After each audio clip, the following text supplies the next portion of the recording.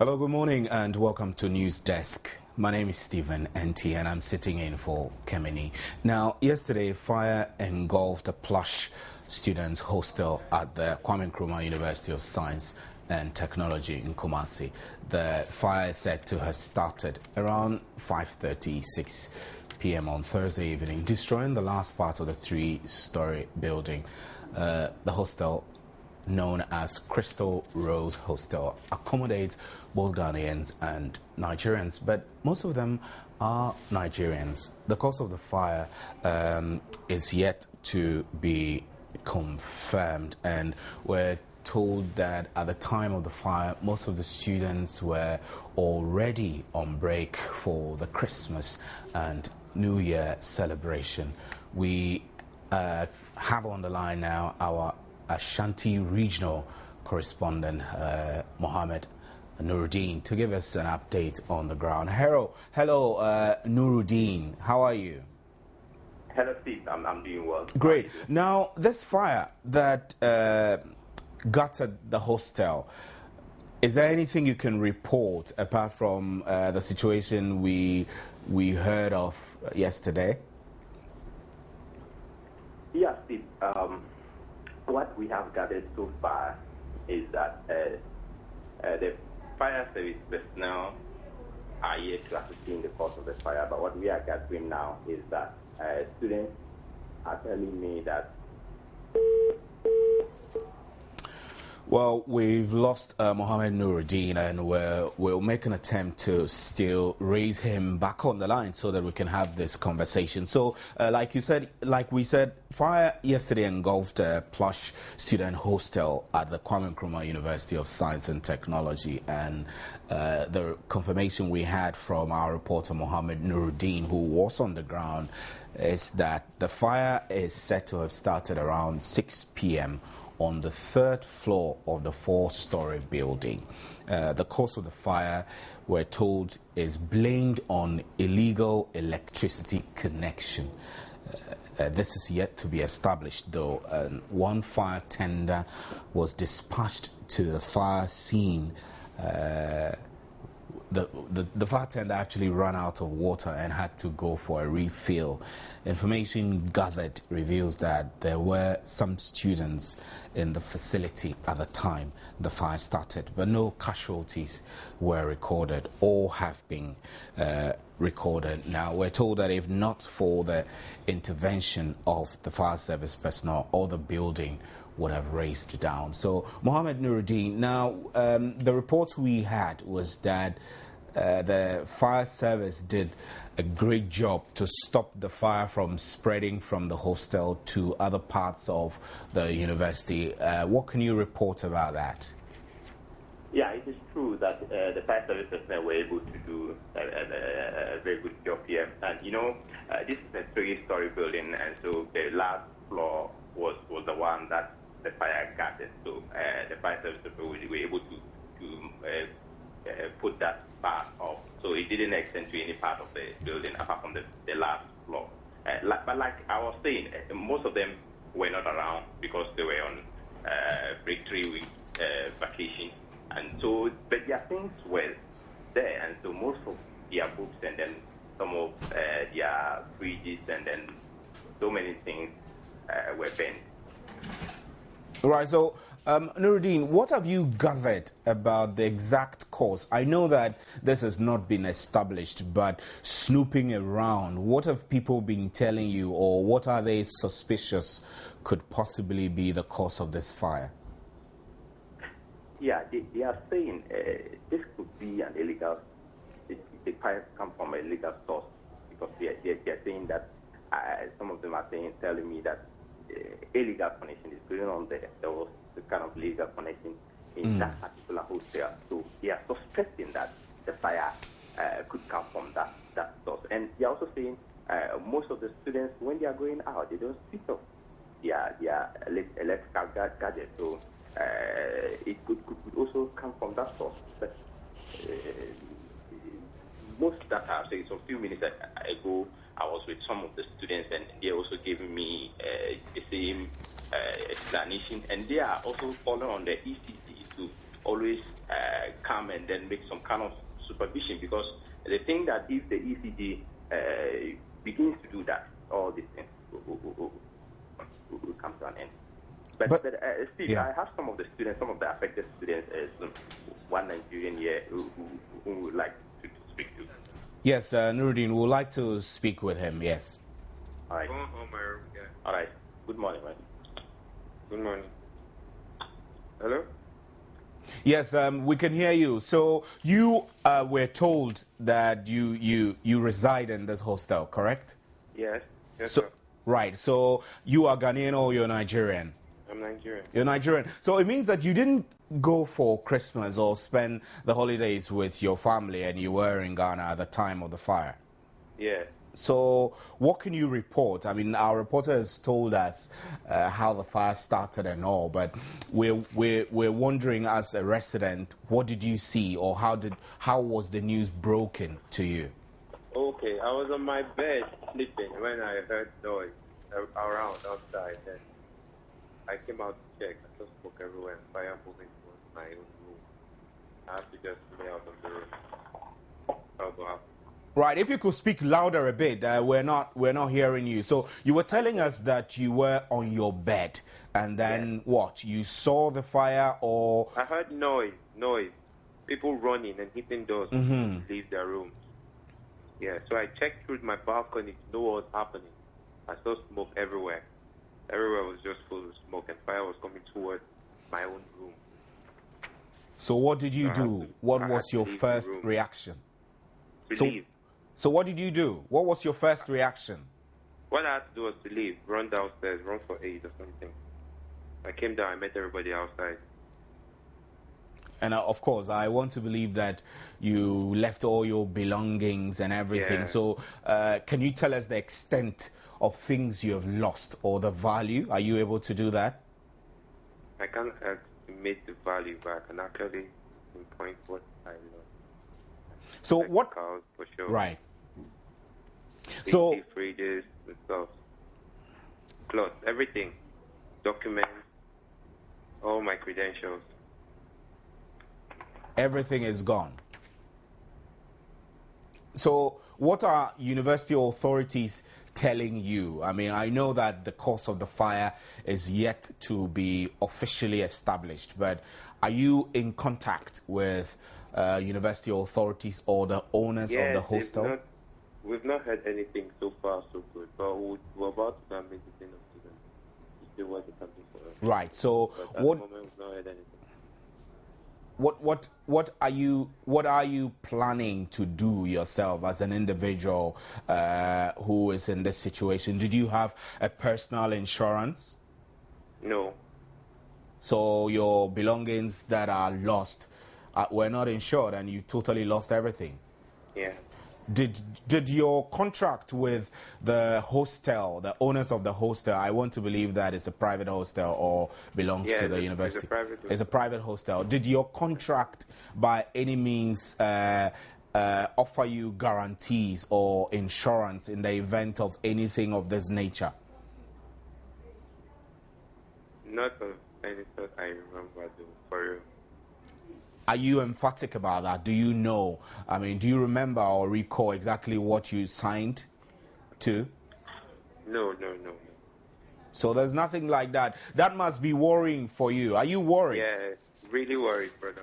So what strategies are you putting in place, really? I've asked this twice now. What are you doing as an individual to recover from this? One, be able to retrieve some of your lost documentation and credentials, like you said, and resume studies when school reopens? At the moment, like I said, I will have to work first with the team of students, because he's the one catering for the international students around. I have to let him know what happened, because he must have heard the news, but I have to go and show my face, talk to him, and let him know everything I lost. So in case there's anything I need, there should be a written document or something that could help me retrieve my lost document. Okay, right. Thank you very much. So we'd like to speak back to our reporter, Mohammed Nuruddin, who is there in Kumasi on the ground where the fire is. So, well, you had a student of the University of Science and Technology, Kwame Nkrumah University of Science and Technology, who is a victim. He lives in this four-story building complex, which was burnt down yesterday. And our reporter, Mohammed Nuruddin, is with him. So, Mohammed, Nuruddin, can you tell us if there are any other students who would like to share their experience with us whilst we deal with this fire issue? Yeah, there is one Ghanaian here. He's actually from Accra, and he would also like to do this. Okay, so I would like to speak to him then. All right. Hello. Hello, sir. Yeah, hello. Yes, may I know your name and good morning. Yeah, good morning. My name is Kofi. Can you say that again, please? My name is Kofi. Kofi, right. So, Kofi, you also live in this apartment. Were you on the first, second, third, or fourth floor? Hostel. I was on the last floor, the place that was gutted. The place that was affected. So, were you in your room at the time? Yeah, I was in my room. And so, tell us exactly what happened. Okay, I was in my room working on my laptop, and I had to push out and fire. But then I didn't take it seriously. I thought someone was just pulling a prank. But then after I saw smoke coming into my room, so I went out to see what was happening. And I saw the fire was like 3 rooms away from my room, and the whole place was smoking. So I just started banging on the door on the guy in my next room. I knew he was also in school. So I just banged a few times. No one answered, and I had to just grope the walls to feel my way out. I didn't go back to my room to pick it. I just had to rush out. And so you rushed out with how many of your colleagues? Just you? Okay, when I came out, I saw people outside, but then there was nothing to see whilst coming out. So when I came out, that's when I saw people also outside. And so, like your other colleague who just spoke to us, you must have lost everything in your room. Yeah. He is in my next room. And then, quite unfortunately for us, because we were on the other side, because when the fire service came, they didn't quench the fire first. They had to like, our place was the last place where they had to attend to. Right. So, what are you doing now that you've lost everything? Are the university authorities assuring you that you possibly would get back everything you've lost through an insurance system or anything? Well, I came back this morning to see the extent of the damage, and looking around, there's nothing we can salvage from the hotel. So we are kind of talking to the manager to see what he'll come up with, and he's telling us to hold on. They are still arriving at a decision, so when they make a decision, you'll let us know. Right, so where did you spend the night? I have friends who are in hostels around, so I spent the night at one of the places. I even had to take a shirt from some because I had to rush out shirtless. Right, so now that you don't have anything, not even clothes, and you don't have anywhere to stay, how soon are you going to be able to deal with this situation before school reopens? I actually can't. I don't know. Right.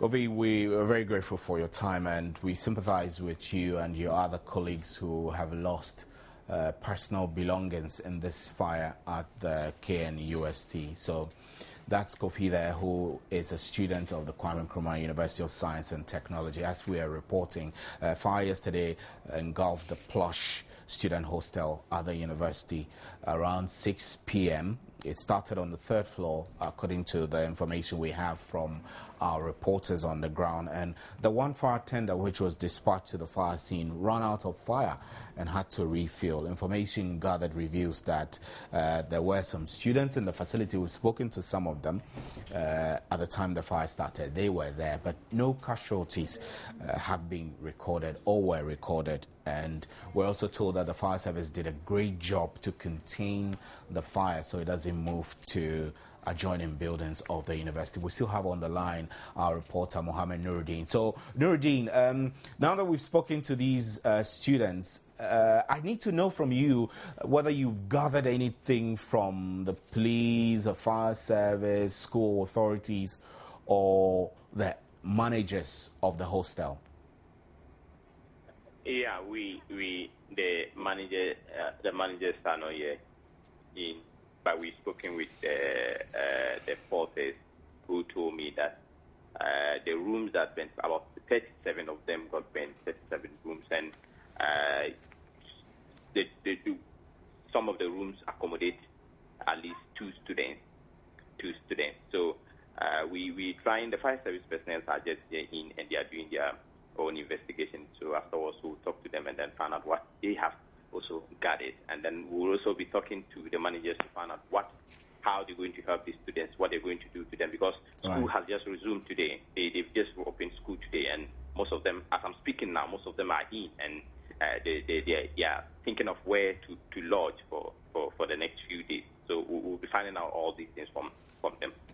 Right, and so before we let you go, we need to have a better understanding of how the structure is today. I mean, as you stand there, what do you see?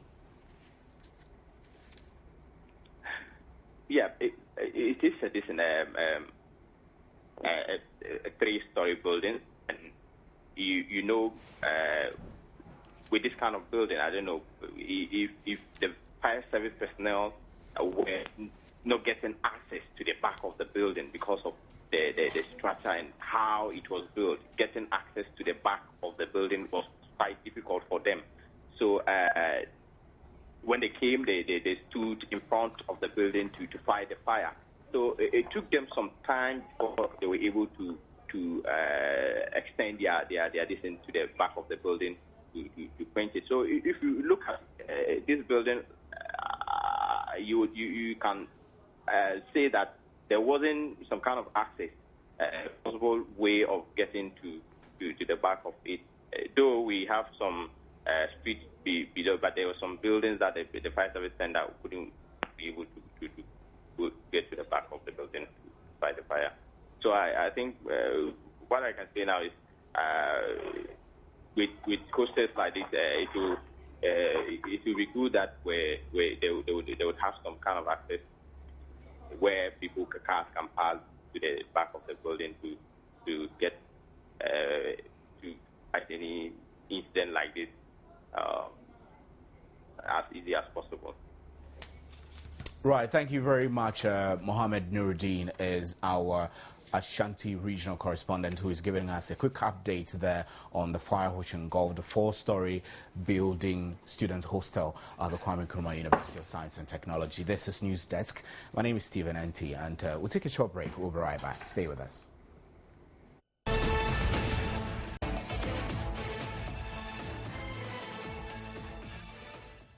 Welcome back to News Desk, and my name is Stephen Enti. I'm sitting in for Kemini. Now, 60-year-old Peter Atta, who defiled a 4-year-old girl, has been freed by a Tema Circuit Court after being made to pay a fine of 2,000 Ghana cedis. Our reporter Atani, who has been following the story, is now here in the studio for an update.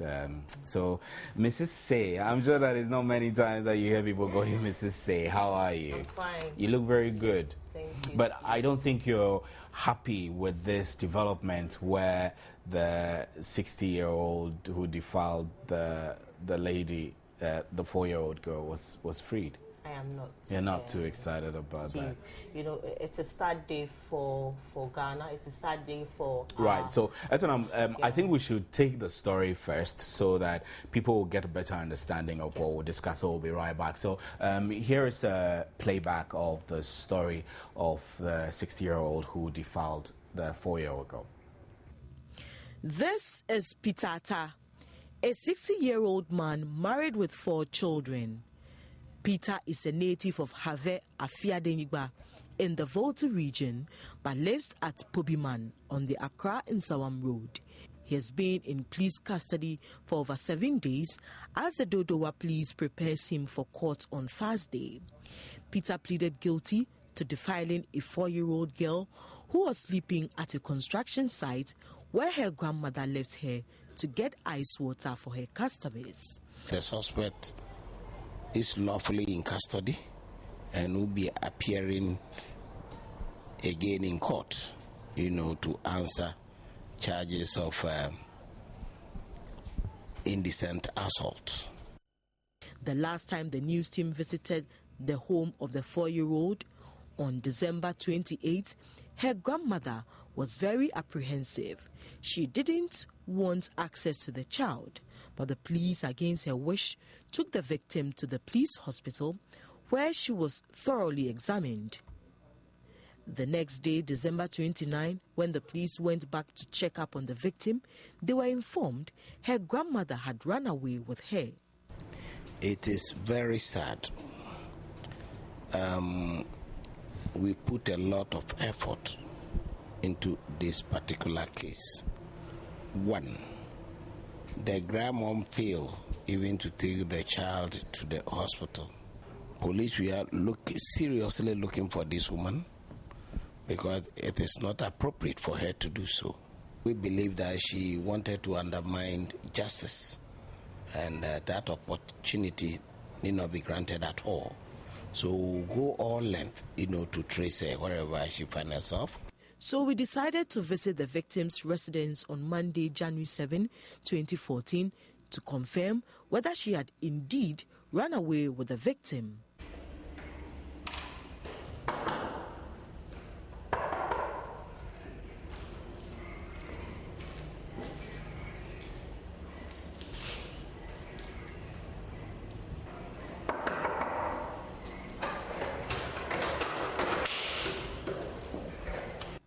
It is unclear why a grandmother of a 4-year-old girl who has been defiled by a 60-year-old will abscond with the victim just when the police is preparing the accused to appear before court.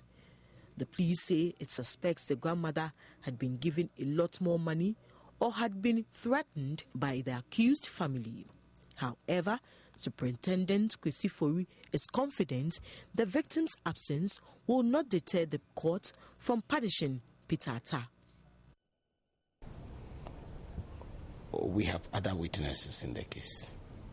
We have other witnesses. Before even the case came to the police, the man admitted the offense and even paid off. And those witnesses, we have some. And then when he came to the police station, also before an independent witness, he has admitted. So all these things are well documented, and we will struggle it out there in the court. The police is, however, pleading with the general public to assist it in tracking the whereabouts of 48-year-old Alice Boahin, the grandmother of the victim. Joynews will keep following this story until justice is done. Atani, Joynews. Well, that's what I'm saying. Very sad. So, before we showed the story, I was saying that you possibly feel upset. I'm sure many Ghanaians who are concerned about this little girl will be upset that the man just walks free. Can you tell us, give us an update of the circumstances surrounding him being released? You see, I'm sure you know that the joy in journalism practice is when you point out a problem and you see it solved. Yeah. That is when you get fulfilled. And so for us, we kept following the story, believing that this 4-year-old, would get some protection and would get treatment. And so, we've been following it. We took the police to the residence of the child, and then she was taken to the police hospital. Just when we're about to get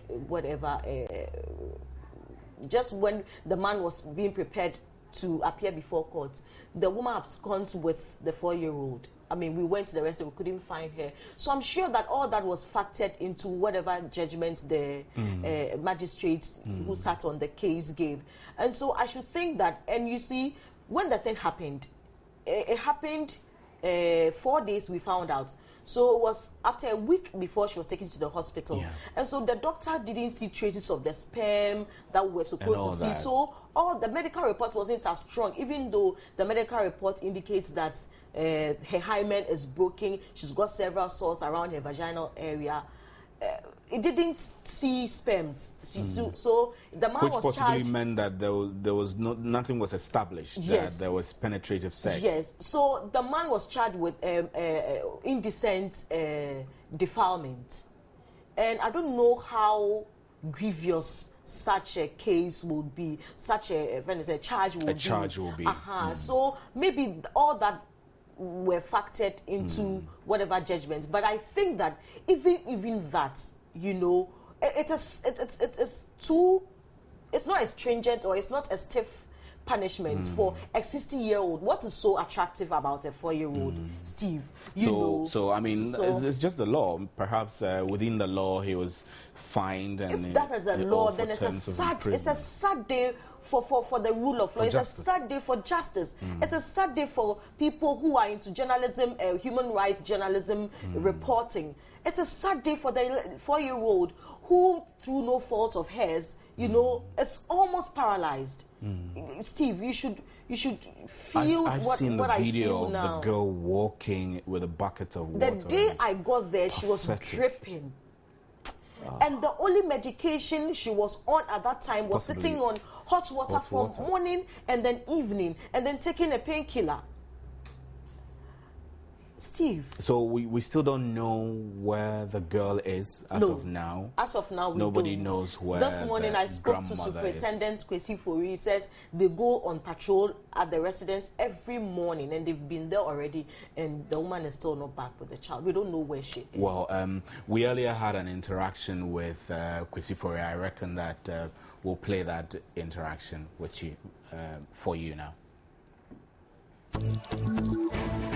Based on the medical report, stating among other things that it was an indecent assault, meaning he used his hand, you know, in penetrating, you know, the small girl or the little girl's female organ. So we charge him for indecent assault. And he was taken, you know, to Atani Circuit Court B, where, you know, he pleaded guilty, you know, to the charge. And the judge and the court, in his wisdom, you know, fined him 2,000 Ghana cedis in the 36-month IHL. This was what happened. The court, you know, has done its job. Though, as police officers, they're looking at the harm that was caused to the little girl. We are not happy, but we believe that the court in its wisdom has taken a decision. And I think we will inform our authorities accordingly. What other options are there in this case? Well, now that the man has been fined 2,000 and they paid, and he's now been left off the hook, one thing is definitely we'll build his criminal record for being convicted, and I believe that such a person, you know, with such a criminal background of trying to injure, you know, little ones, it is unfortunate that you're left off the hook, but we can, as I said, we're going to inform our authorities, and they may decide, you know, the next line of action. Could it be that the prosecutors could not really present a strong case? Oh, the prosecution presented a strong case, you know, in spite of the grandmoms, you know, even absent and even voting away with the little one. The prosecution came out strongly. The man even pleaded guilty, you know, before this honorable court. But as I said, the court in its wisdom decided, you know, to fine him 2,000 Ghana cedis in the 36 months IHL. And for one to plead guilty, you know, in court suggests or connotes that the prosecution was so strong, investigation so strong, that the man has no place, you know, to hide except, you know, to plead guilty. But as I said, we are not happy about it, but the court has spoken and will inform our authorities accordingly.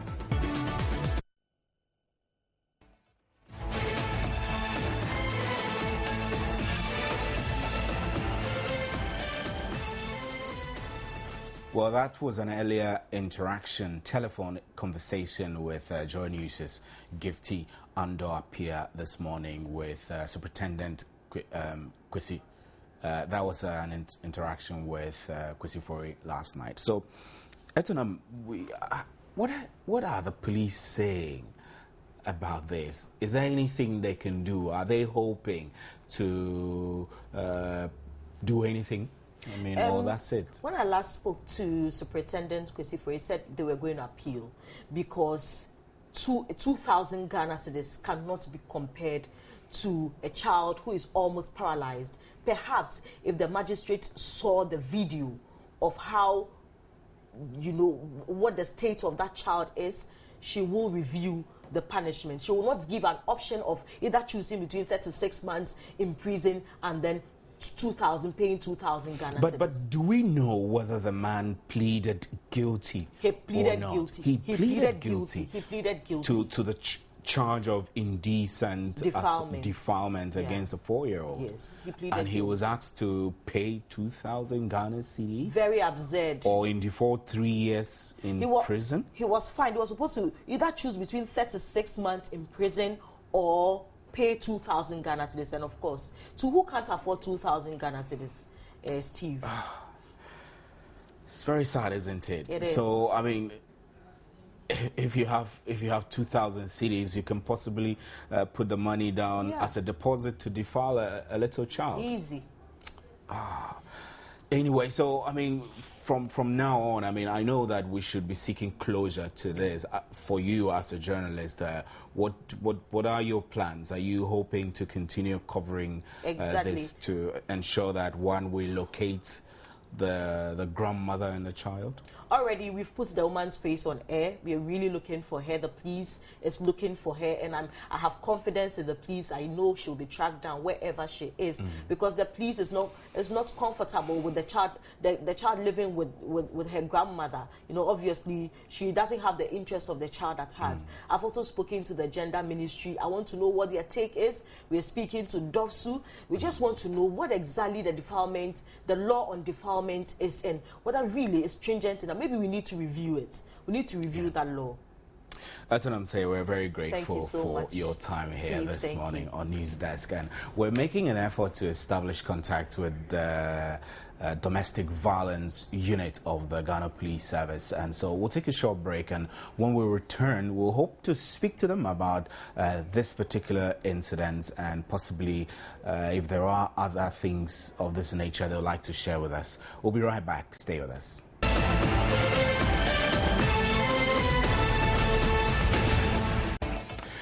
Make an attempt to speak to the Domestic Violence and Victim Support Unit of the Ghana Police Service, DOFSU, but we are not making progress. So the update is that the 60-year-old man who defiled a 4-year-old in Afienya has been freed.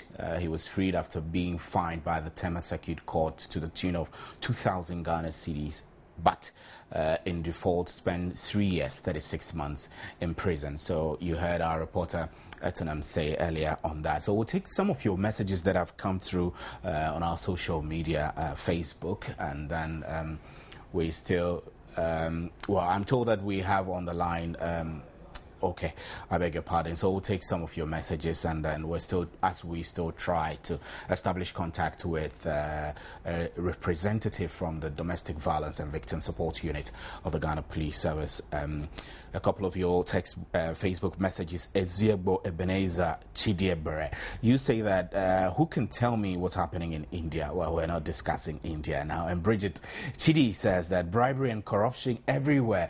I assume that you are alleging that possibly the grandmother of the girl, the child, was bribed, or I don't know. We cannot impugn the integrity of the court, so the court is the final authority in this, so they've made their decision, and that's it. Amponsa Cornelius, I'm sorry I cannot read your message. And Daniel Macaulay says that TIA, Black Heart and Bad Tricks. I don't understand TIA. I'm sorry. Tobias Tedo Lecky, you say that it was established that he did not penetrate the girl with his pendulum, but rather fingered her. According to the court, its wisdom decided to charge him with indecent act. From the layman's point of view, I feel the court was too sympathetic to the old man. I feel so too. And Snitch Nana Boating says Africa never changes. And Jim Song says the punishment meted out was too scanty. deranged the life and future of an innocent child and paid 2,000 Ghana cedis?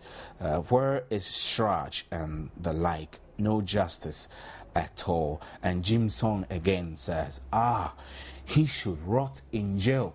Well, I'm sorry, he's not in jail now. He's free. He's free to walk, and he's actually out, and that's the final judgment. And by law, he cannot be tried twice for the same offense. So I'm afraid we might have concerns and sympathies, but that will not change the law. Beneza Bosompim says, "Oh, Ghana na money be what cry." That's your opinion. And Yusuf Abdul Karim, your opinion is that life in prison na better for that old rat, but he's not in prison. Jacob K. Sam says the verdict is like the case being dismissed. This has been the order of the day. Rich people and other influential people will always get their way. Doris Donko, your opinion too is that how could this man be set free like that after doing this to a little girl? God save our children, your children, from these wicked men. And I'm told that we have on the line Chief Inspector Irene Opong from the Domestic Violence and Victim Support Unit. It's great to have you, madam. Hello. It's great to have you here on News Desk. Yes, great to be with you. Yes, I do know that this is a sensitive case since the court has already decided and pretty much there's nothing any of us can do. So I want to talk to you in the context of similar cases that come before you. Whenever you go to court and you get unfavorable judgments of this nature, what goes on in your mind every day when you wake up and go to work? Thank you very much. First of all, let me explain from this point of view. In relation to the case that you just mentioned from Masahiko, after the report in our investigations, we concluded that the case was indecent assault with all evidence available. It established that it was an indecent assault and not a defilement. And therefore, we didn't send defilement case to the court. We sent an indecent assault. And by the criminal code of our country, indecent assault is a misdemeanor. And with a misdemeanor, mostly the judgments cannot go beyond 3 years imprisonment. That is that. However, when we send cases that we think higher judgment should be given, for instance, an incest and defilement case that you are expecting judgment which should be higher than the minimum sentence because it ranges from 7 to 25 years, and the person is given the minimum. We are human. At times, you wonder what happens, but then once it falls within the range that the judge can give, we keep it like that and we continue with our work. Or you wouldn't say that the police presented a poor case? No, if we had presented a poor case, we wouldn't have one conviction. If a poor case, in the sense that you wouldn't get enough evidence to establish even the charge that you have, the charge or the criminal act that you have charged the person on. For instance, if we had used defilement, right, from narration, he has sex with me, and then we ignore all medical forms, witness statements, and then we said no, we are settling on defilement. It goes to court, witness come and give evidence, and then medical form also proves that it's an indecent assault. That is where we will lose our case, and that's one. It paints the picture of dogs not being or the police not being effective. Right, thank you very much. Yeah. To identify the crime committed, we provided evidence to support, and we presented it to the court. And as we all know, the law is in the bosom of the judge. Right. Thank you very much, Chief Inspector Irene Opong. ASP Irene Opong. ASP, I beg your pardon, I apologize. Thank you very much. ASP Irene Opong is with the Domestic Violence and Victim Support Unit of the Ghana Police Service. DOVSU, we're grateful for your time. And now, news just in is that a Daewoo vehicle was this morning burnt into ashes on the N1 highway in Accra. There were 4 people in the car, but all of them escaped unhurt. The cause of the fire is yet to be known. According to eyewitnesses, it took personnel of the fire service about an hour to get to the scene after distress calls were made by some eyewitnesses. The vehicle was traveling at top speed when it exploded and caught fire. The fire service personnel arrived at the scene when the car had burnt into ashes. Already, occupants of the car were shocked and said they had not noticed any leakage of fuel and anything that suggested the car could catch fire.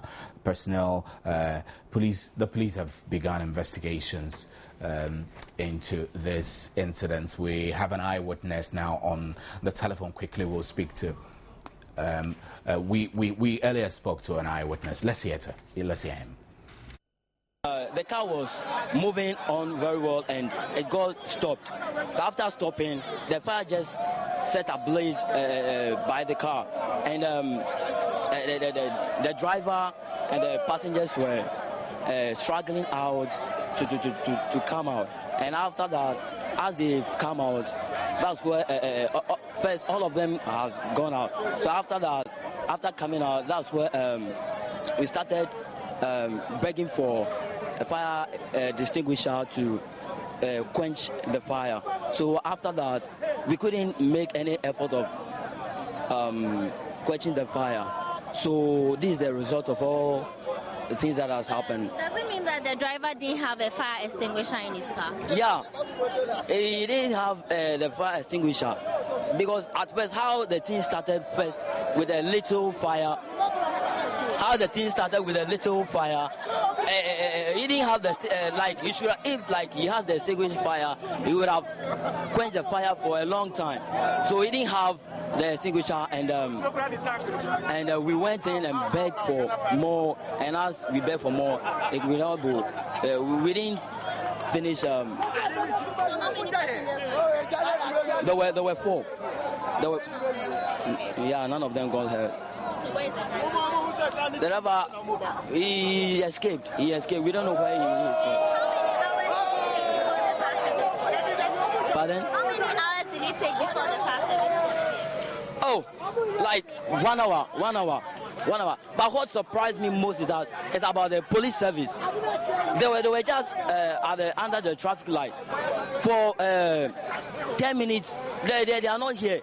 So after we, the traffic sellers, we are the people who directed the cars. And after that, before 11 to 12 minutes before the police service came. And that's where they've also assisted us, and everything went on smoothly. What's your name? My name is Gao Jerry. Thank you. Well, very, very sad incidents there. A Daewoo vehicle just this morning caught fire and was burned to ashes on the N1 highway. And you saw the fire personnel trying to quench the fire. So that's how we wrap for today's news desk. And we brought you the story of the fire at the KNUST hostel, where the building, 4-story building, was burned down. The fire started on the 3rd floor around 6 p.m. on Thursday. And we also spoke about the story of the 60-year-old man who defiled a 4-year-old girl. And we spoke to the Domestic and Victim Support Unit, DOVSU, who tell us that the police presented a case of indecent assault and not defilement, for which they won a judgment in which the man was fined 2,000 Ghana cedis, or in default spent 3 years in prison. My name is Stephen Ansi, and thanks for staying with us here on News Desk.